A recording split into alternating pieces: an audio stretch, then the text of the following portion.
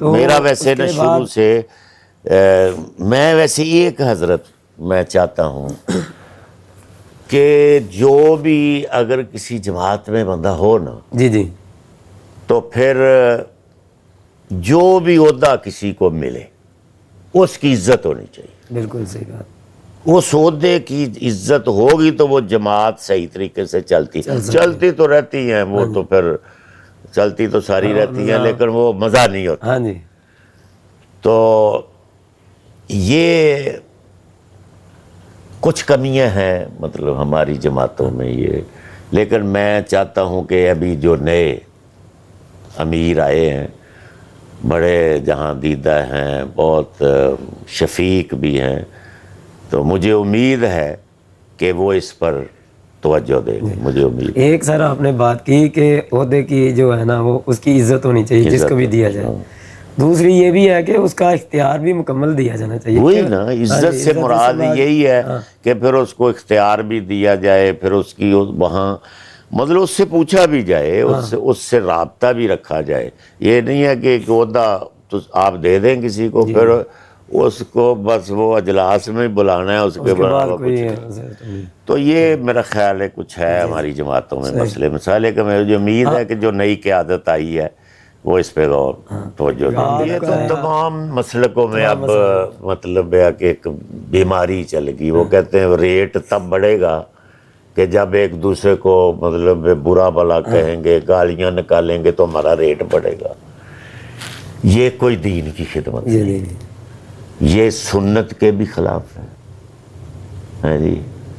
آپ نے تو اپنے دشمنوں کو بھی کہا، جنہوں نے پتھر مارے، جنہوں نے کانٹے بچھائے، جنہوں نے زخمی کیا، 3 میل جنہوں نے پتھر مارتے رہے اور لہولہان طائف نے کیا، 3 میل مارے تھے،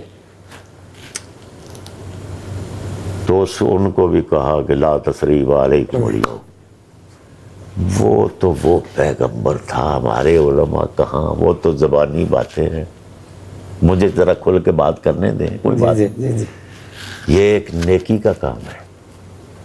کوئی دین کی خدمت نہیں یہ فرقہ پرست مولوی کر رہے. یہ صرف اپنی دکانداری ہے، کسی کا کھوکھا ہے، کسی کا گودام ہے، کسی کی دکان ہے، کسی کا پلاٹ ہے. کوئی دین شین نہیں. جو فرقہ واریت کو پھیلاتے ہیں کوئی دین نہیں ہے. میں ذمہ داری سے کہہ رہا ہوں، قرآن و سنت کے مطابق کہہ رہا ہوں اور قرآن کے حکم کے مطابق کہہ رہا ہوں. یہ فرقہ واریت تو کہنا جی مطلب میری بڑی مارکیٹ بن جائے، او میں گاڑیاں کرنا، میں انہوں فلانے. اپنا پیغام دو، پیار سے دو، محبت سے دو. اپنے پیغمبر کی سنت اسوہ حسنہ بناؤ. اصل بات تو یہ کہ انہوں نے کس طرح تبلیغ کی تھی اس طرح کرو. کم ہی ہو رہے ہیں آپ کی وہ تقریریں، چند وہ ہوتے ہیں وہ سنتے ہیں، وہ جو تماشبین ہوتے ہیں، جیسے وہ مولوی تماشبین ویسے ان کے سننے والے تماشبین. مسخرہ پن ہے اور کچھ نہیں. جو دین کی جنہوں نے تبلیغ کرنی ہے، وہ ہمارے بزرگ دیکھو، علامہ یزدانی، شہید علامہ احسان، وہ بات بھی کرتے تھے لیکن کسی ڈھنگ سے کرتے تھے، کسی طریقے سے کرتے تھے. ان کا ایک عجیب ہی انداز تھا ان کا. لوگ سنتے تھے، پھر ہزاروں لاکھوں انسان مسلک اہل حدیث اختیار کر گئے. کیوں کر گئے؟